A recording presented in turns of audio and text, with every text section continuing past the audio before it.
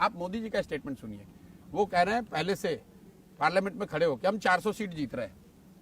ये कहने का क्या मतलब है? ये कहने का मतलब ये है वो सिर्फ अपने पार्टी के लिए गोल सेटिंग नहीं कर रहे हैं, ये आपको साइकोलॉजिकल डोमिनेशन जो है कि अब जीत हार की कोई चर्चा ही नहीं कर रहा है। लोग ये पूछ रहे हैं कि 400 आएगा या नहीं आएगा। नहीं तो आपको लगता है कि मैं जब आपको बोला, देखिए कैसे एजेंडा शिफ्ट किया जाता है। पहले ये हो रही थी बीजेपी जीतेगी नहीं जीतेगी, 272 आएगा नहीं आएगा। उन्होंने जैसे 400 कहा, 370 कहा, तो अब लोग सवाल ही ये पूछ रहे हैं कि 370 आएगा कि नहीं आएगा।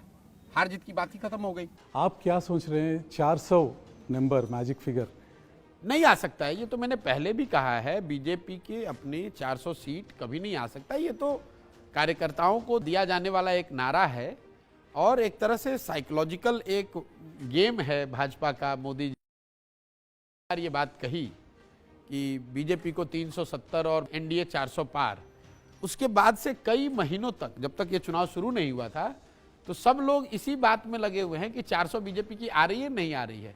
कोई ये पूछ ही नहीं रहा है कि आप जीत रहे हो कि हार रहे हो। एक तरीके से मोदी जी ने 2 महीने तक पूरा नैरेटिव ऐसा बना दिया कि चुनाव मतलब कोई इसमें चुनौती है ही नहीं, सिर्फ इतना तय होना है कि बीजेपी को 400 आ रहा है कि What do you think? Will Mr. Modi be the Prime Minister again? उसमें मुझे कोई डाउट दिखता नहीं है।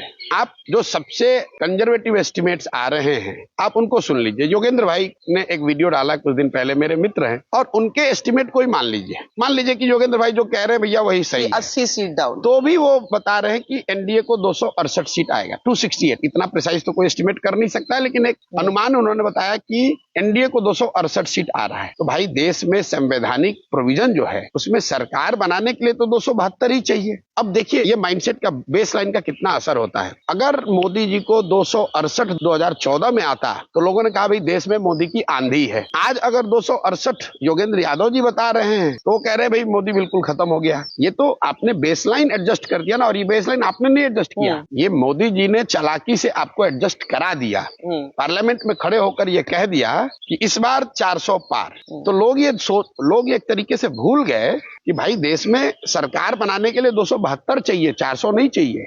और 272 आने के बाद कोई ये नहीं कहेगा कि अच्छा मैंने कहा था मुझे 400 नहीं आया, मैं अब प्रधानमंत्री नहीं बनूंगा। तो ये तो एक तरीके से बीजेपी ने नैरेटिव सेट कर दिया और सारे लोग यही सवाल कर रहे हैं, यही आकलन कर रहे हैं, इसी पर टीका टिप्पणी कर रहे हैं कि बीजेपी के 400 आएंगे कि नहीं आएंगे।